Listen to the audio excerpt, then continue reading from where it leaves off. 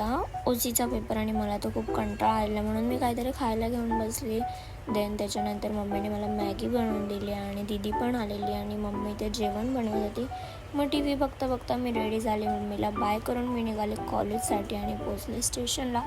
इतक्या उन्हाची जायला तर खूप कंटाळा आलेला आणि बघते तर माझ्या ओल्ड फोनला 1% चार्जिंग होती.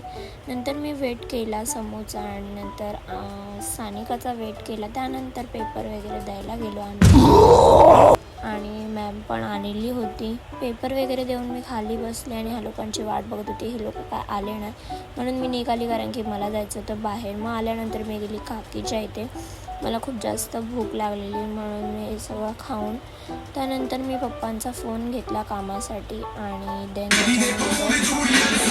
गाणे वगैरे ऐकून आम्ही गेलो डीमार्टला आणि त्यानंतर आम्ही पोचलो डीमार्टला. इथे बॅग वगैरे आम्ही लॉक केले आणि खूप जास्त गर्दी होती आणि मी अर्धा तास झालेला एकच जागेवर होते आणि डीमार्टची सुद्धा साफसफाई चालू होती.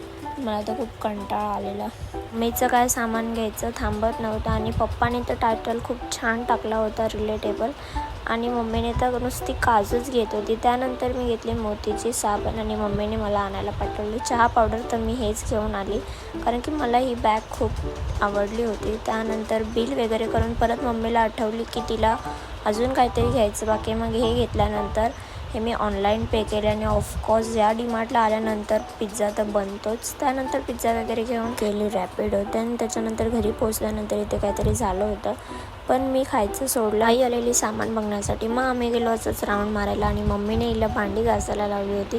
त्यानंतर आणि भाई आम्ही गेलो मेडिकल. भूक लागली म्हणून आम्ही हे पण घेऊन आलो आणि ही लॉन्ड्रीवाल्याचं गाणं ऐकत बाय करून मी हा व्लॉग इथेच एंड